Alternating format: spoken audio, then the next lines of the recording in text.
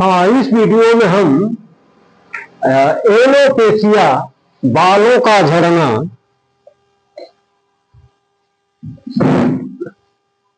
यह भी एक समस्या मानी जाती है।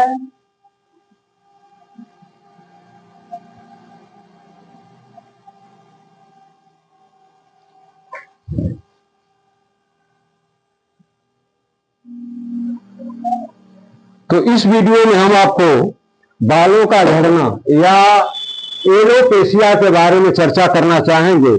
वैसे तो आप सभी जानते हैं कि बालों का झड़ना कोई बहुत बड़ी प्रॉब्लम नहीं है और यह बहुत कोई असंभव प्रॉब्लम भी नहीं है। यह तो बहुत ही कॉमन बात है, बाल सभी के झड़ते हैं।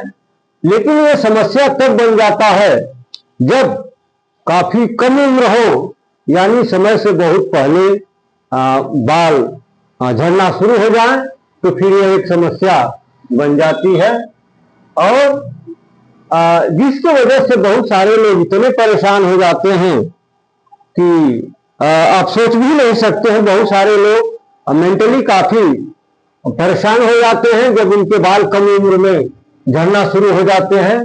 तो समय से पहले बालों का झड़ना एक समस्या है, नहीं तो यह कोई समस्या नहीं है।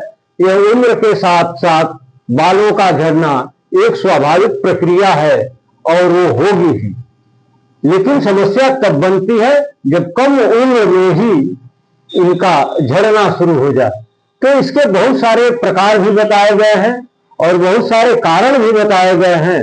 हम एक एक करके सारे बिंदुओं पर आपके साथ चर्चा करना चाहेंगे। लेकिन सबसे पहले आइए, आज के वीडियो में हम मुख्य रूप से एक ही पॉइंट पर फोकस करेंगे, वो है टाइप्स ऑफ एलोपेशिया, यानी बाल झड़ना। ये कितनी वैरायटी होती है, कितने नाम दिए गए हैं, कैसे इनको क्लासिफाइड किया गया है। तो इस क्लासिफिकेशन में हमको दिखता है कि इसमें मुख्य रूप से 8 पॉइंट्स पर ध्यान दिया गया है और इनका जो प्रकार बताया गया है वो 8 की संख्या में बनते हैं। तो पहला प्रकार जो बताया गया वो है मेल एंड फीमेल पैटर्न वाल्डनेस। वाल्डनेस का मतलब भी वही होता है, बालों का झड़ना। तो क्या मेल और फीमेल में दोनों में बाल झड़ने का जो पैटर्न है, तरीका है, एक ही होता है या फिर अलग अलग होता है? तो हम आपको बताना चाहेंगे कि चाहे वो मेल है चाहे वो फीमेल है, बाल दोनों में समान रूप से ही झड़ते हैं और बालों का झड़ना दोनों में कॉमन है। हाँ, ये जरूर है कि खास तौर से पुरुषों के लिए 50 इयर्स की एज, 50 साल की उम्र पूरा होते होते लगभग 50% पुरुषों में ये समस्या दिखने लगती है, जबकि महिलाओं में ये समस्या थोड़ा कम लेवल पर दिखती है, उनकी गंभीरता थोड़ा कम मानी जाती है। बाकी और कोई अंतर नहीं है। जैसे मेल का बाल झड़ता है उसी तरीके से फीमेल के भी बालों के झड़ने का पैटर्न वही है, सेम है। इसमें कोई आधा अंतर नहीं माना जाता है। और ये जो 50 की एज में जो बाल झड़ना शुरू करते हैं तो लगभग नेचुरल माने जाते हैं और इनका कारण हम मुख्य रूप से हेरिडिटी मान लेते हैं, बाकी और कुछ नहीं है। मेल और फीमेल में लगभग एक ही पैटर्न है बालों के झड़ने का। दूसरा जो इसमें टाइप बताया गया वो है एलोपेशिया या एरिएटा। एरिएटा क्या है? तो एरिया शब्द से शब्द बना एरिएटा, माने एक एरिया में कोई काम हो तो उसको हम नाम देते हैं एरिएटा। अब ये क्या है, एक एरिया में कैसे? तो आपने पॉसिबली देखा होगा कि कुछ लोगों के सर पर या फेस पर, दाढ़ी पर गोल आकार के जैसे ये सिक्के होते हैं। सिक्कों के शेप में एक पैच में बाल वहां के बिल्कुल झड़ के स्मूथ हो जाते हैं, वो जगह बिल्कुल चिकनी हो जाती है, बाकी इर्द गिर्द के बाल जो के त्यों दिखते हैं। तो इसी को हम नाम देते हैं एलोपेशिया एरिएटा, यानी एक एरिया विशेष में बालों का झड़ना। तो ये मुख्य रूप से कहां पर होता है? स्कल्प यानी सिर के बालों में, दाढ़ी के बालों में पाया जाता है। इसमें एक गोल सिक्के के आकार के पैचेज के रूप में बाल झड़ जाते हैं और बाकी अगल बगल के बाल अच्छे और स्वस्थ दिखते हैं। इस प्रकार का एलोपेशिया मुख्य रूप से उन व्यक्तियों में देखा जाता है। हालांकि कोई जरूरी नहीं है, ये डेफिनेट नहीं है, बट कॉमन उन व्यक्तियों में है जो डायबिटीज होते हैं या जो हाइपरथायरॉयडिज्म की प्रॉब्लम से ग्रसित हैं या जिनका इम्यून सिस्टम काफी वीक होता है, उनमें इस तरह के पैचेज का झड़ना, पैच के रूप में बालों का झड़ना, जिसको हम नाम देते हैं एलोपेशिया एरिएटा, ये बहुत कॉमन होता है। बाकी ये कोई जरूरी नहीं कि जिसके सर के बाल इस तरह से एक एरिया में या फेस के बाल, दाढ़ी के बाल इस तरह से एक गोल सिक्के के आकार में झड़ रहे हैं, वो व्यक्ति डायबिटिक हो ही या हाइपरथायरॉयडिज्म की प्रॉब्लम से वो ग्रसित हो ही या फिर उसका इम्यून सिस्टम वीक हो, ऐसा कोई जरूरी नहीं है। बट ये जो डायबिटिक हाइपरथायरॉयडिज्म या वीक इम्यूनिटी वाले लोग हैं, उनमें इस तरह की प्रॉब्लम होने के चांसेस अधिक होते हैं, उनका रिस्क फैक्टर अधिक होता है। बाकी होने को तो किसी एज ग्रुप में हो सकता है और किसी भी हेल्दी व्यक्ति में भी लक्षण दिख सकता है इस तरह के बालों का झड़ना। ठीक है, तो अगला जो प्रकार इसका बताया गया वो है सेकेट्रीशियल एलोपेशिया। ये क्या है? तो इसमें टिश्यूओं में स्कार बन जाते हैं। स्कार का मतलब आप समझते हैं, उनकी वजह से जो दाग बनती है। तो इस तरह की प्रॉब्लम जिस व्यक्ति में होगी उसमें जहां पर बाल झड़ते हैं, तो इसको हम नाम देते हैं सिकेट्रीशियल एलोपेशिया। इसे हम स्केरिंग एलोपेशिया के नाम से भी जानते हैं। और यह ऊतकों में जिनमें स्कार बन जाते हैं, उसमें इस तरह की प्रॉब्लम होने के चांसेस बढ़ जाते हैं। चौथा पॉइंट जो बताया गया वो है एनाजेन इफ्लूवियम। ये तो बहुत जबरदस्त प्रॉब्लम है, क्योंकि इसकी वजह जो बताई जाती है कीमोथेरेपी और रेडियोथेरेपी। अब कीमोथेरेपी और रेडियोथेरेपी में आप जानते हैं इलेक्ट्रिक से सिकाई होती है, तो इतना रेडिएशन होता है बॉडी में कि बाल जो हैं बहुत ही अधिक मात्रा में, यानी सर के बाल, फेस के बाल या शरीर के अन्य भागों के भी बाल काफी मात्रा में झड़ जाते हैं। हालांकि धीरे धीरे हेल्दी होने के बाद वो रीअपियर होते हैं, लेकिन उस लेवल से नहीं होते हैं। लेकिन इसमें सर्वाधिक बाल झड़ने की प्रॉब्लम एनाजेन इफ्लूवियम में ही होती है। ये खासतौर से जो कार्सिनोमा के पेशेंट हैं, जिनमें हम रेडियोथेरेपी, कीमोथेरेपी का सहारा लेते हैं, तो उस तरह के व्यक्तियों में इस तरह का जो ये एलोपेशिया एनाजेन इफ्लूवियम एलोपेशिया है, ये देखने को मिलता है। शायद आपने देखा भी हो कि कार्सिनोमा का पेशेंट जिसको कीमोथेरेपी चल रही है, उसके सर पर एक भी बाल नहीं बचता है, दाढ़ी के बाल भी गिर जाते हैं। वही होता है एलोपेशिया इफ्लूवियम। नंबर 5 पर बताया गया एलोपेशिया एडनेटा, यानी जन्म से ही, दुर्भाग्य से कभी कभी ऐसा होता है कि बच्चा पैदा होता है लेकिन उसके सर पर एक भी बाल नहीं दिखता है और वो पूरी उम्र, पूरा जीवन बिना बाल के ही रहता है। इस तरह के एलोपेशिया को हम नाम देते हैं एलोपेशिया एडनेटा, यानी जन्म से ही बालों का न होना, जन्म से ही बिना बालों का होना, अर्थात जन्मजात बाल रहित पैदा ही होना। तो जो जन्मजात नियोनेटल के सर पर बाल न दिखे, तो उसको हम इस वैरायटी में रखते हैं एलोपेशिया एडनेटा में। अगला पॉइंट बताया गया एलोपेशिया न्यूरोटिका।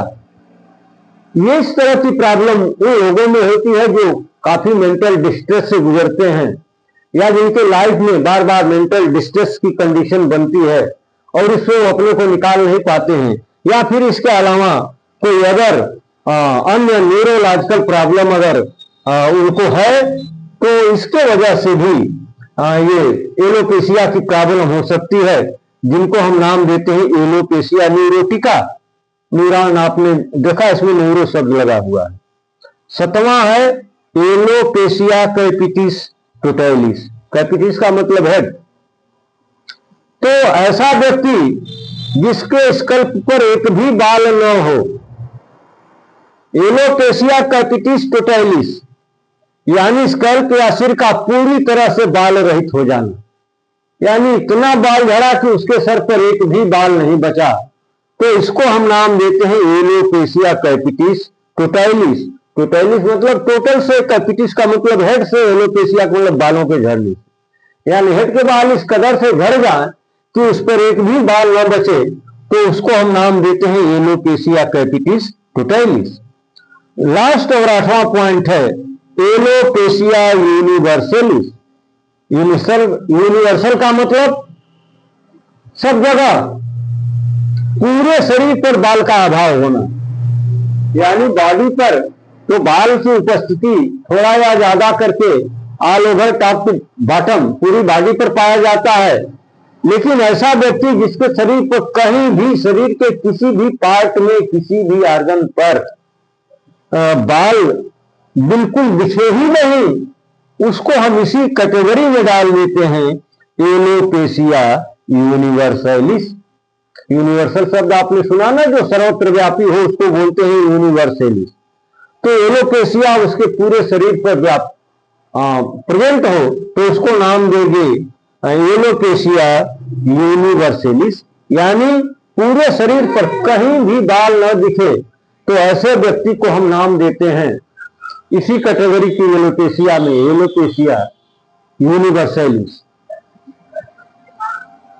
तो आज के वीडियो में आपने देखा कि हमने एलोपेशिया बालों का झड़ना पार्ट 1 में खास तौर से बालों के जो झड़ने के टाइप्स हैं उसके बारे में चर्चा किया। फिर अगली वीडियो में हम बाल यानी एलोपेशिया का काज क्या है और उसका प्रॉपर ट्रीटमेंट क्या है, अगली वीडियो में इस पर हम आपके साथ चर्चा करना चाहेंगे। तो आइए इसको एक बार रिवाइज कर देते हैं। एलोपेशिया क्या है, यानी बालों का झड़ना। तो बालों का झड़ना एक स्वाभाविक प्रक्रिया है, लेकिन समय से पहले जब ये कार्य होने लगे, समय से पहले बाल झड़ना शुरू हो जाए तो फिर उस व्यक्ति के लिए एक समस्या बन जाती है। और किंचित लोग तो कुछ इतने परेशान हो जाते हैं, मेंटली इतना अपने को मुश्किल में पाते हैं कि उनके लिए बहुत जबरदस्त समस्या पैदा कर देता है। तो इसी एलोपेशिया के बारे में हम चर्चा करेंगे। इसमें बहुत सारे प्रकार बताए गए हैं, बहुत सारे काज बताए गए हैं, बहुत सारे ट्रीटमेंट बताए गए हैं। तो सब कुछ की चर्चा हम क्रमशः आपके साथ करना चाहेंगे, बट आज के वीडियो में हम सिर्फ और सिर्फ एक ही पॉइंट पर फोकस करेंगे, वो है टाइप्स ऑफ एलोपेशिया, यानी एलोपेशिया का प्रकार, कितने तरह की इसकी वैरायटी मानी गई है, इसको क्लासिफिकेशन इसका किया गया है। तो सबसे पहला जो इसका क्लासिफिकेशन नंबर फर्स्ट माना गया वो है मेल एंड फीमेल पैटर्न वाल्डनेस, यानी पुरुष और महिला क्या दोनों में बालों के झड़ने का पैटर्न एक ही होता है या फिर इसमें सेक्स का कोई रोल होता है? नहीं। तो मैं आपको बताना चाहूंगा कि यह मेल और फीमेल दोनों का पैटर्न लगभग एक ही है, लेकिन इतना जरूर है कि पुरुषों में लगभग 50% पुरुष 50 वर्ष की उम्र पूरी करते करते उनमें एलोपेशिया तो दिखने लगता है, लेकिन महिलाओं में थोड़ा कम दिखता है, उनमें इतना गंभीर स्थिति नहीं पाई जाती है। और 50 की उम्र में बाल झड़ने की प्रक्रिया को लोग मुख्य रूप से मान लेते हैं कि ये हेरिडिटी है, इनके फादर को भी ऐसा था, इनके ग्रैंड फादर को भी था, इनको भी हो रहा है, तो उसको कोई बहुत सीरियसली नहीं लेता है। लेकिन इसके अलावा और जो वेरायटी बताई गई है वो काफी गंभीर तरह की वेरायटी है। जैसे दूसरा है एलोपेशिया एरिएटा, माने एलोपेशिया एक स्पेसिफिक एरिया में, एरिया शब्द से ही शब्द निकला एरिएटा। तो एरिएटा एलोपेशिया मतलब बालों का झड़ना एक खास एक विशेष एरिया में, ये कहाँ है? तो ये एलोपेशिया मुख्य रूप से स्कल यानी सर के बालों में, दाढ़ी में। ऐसा क्या होता है इसमें? तो सिक्के के आकार का गोलाकार पैच में ये जो है बाल बिल्कुल झड़ जाते हैं और वहां की स्किन जो है बिल्कुल स्मूथ दिखती है, नीट एंड क्लीन दिखती है, बाकी उसके चारों तरफ हेल्दी बाल दिखते हैं, लेकिन उस गोल एरिया में बिल्कुल एक भी बाल नहीं दिखता है। इसी को हम नाम देते हैं एलोपेशिया एरिएटा। खास तौर से इस तरह के ये होने को तो किसी एज ग्रुप में और किसी व्यक्ति में हो सकते हैं, लेकिन जो इसका रिस्क फैक्टर है, माने खास तौर से ऐसे व्यक्ति जो आसानी से इसका शिकार बनते हैं वो होते हैं डायबिटिक, हाइपरथायरॉयडिज्म, एवं वीक इम्यूनिटी वाले लोग, ऐसे व्यक्ति जिनका इम्यून सिस्टम वीक हो चुका है और वो हाइपरथायरॉयडिज्म का पेशेंट है या फिर डायबिटिक पेशेंट है, तो उसमें इस तरह के एलोपेशिया एरियाटा होने के चांसेस अधिक हो जाते हैं। Number 3, cicatricial alopecia. इसमें जो ऊतक होते हैं उनमें स्कार बन जाते हैं, जिनके वजह से बालों का झड़ना शुरू हो जाता है, और इसी को हम नाम देते हैं सिकेट्रीशियल एलोपेशिया। चौथा पॉइंट है एनाजेन इफ्लूवियम। इसमें क्या होता है, एक खास तौर से कार्सिनोमा के पेशेंट में जिनको हम कीमोथेरेपी या रेडियोथेरेपी पर रख करके ट्रीटमेंट थेरेपी देते हैं, तो उसमें इतना उनके बॉडी में रेडियो एक्टिव किरणें घुस जाती है, रेडिएशन होता है कि उनके बालों का सत्यानाश हो जाता है और उनके सर के बाल, दाढ़ के बाल या पूरी बॉडी के बाल उससे प्रभावित हुए बिना नहीं रह सकते, और पूरे शरीर के साथ साथ स्कल्प के, फेस के, दाढ़ी के, ये सारे बाल उससे प्रभावित होते हैं और एलोपेशिया की कंडीशन में चले जाते हैं। 5वां पॉइंट बताया गया एलोपेशिया एडनेटा। ऐसा व्यक्ति जो जन्म से ही बाल विहीन पैदा हुआ हो, यानी जन्म लेते ही जन्म के समय ही उसके सर पर एक भी बाल नहीं दिखा, उसको हम नाम देते हैं एलोपेशिया एडनेटा। 6वां बताया गया एलोपेशिया न्यूरोटिका। जैसा कि न्यूरो शब्द इसमें लगा हुआ है, ऐसा व्यक्ति जो हमेशा मेंटल डिस्ट्रेस में जीता हो या उसको कोई अन्य न्यूरोलॉजिकल प्रॉब्लम हो, तो उसको एलोपेशिया में जाने से कोई रोक नहीं सकता है। अगला पॉइंट बताया गया एलोपेशिया कैपिटिस टोटैलिस।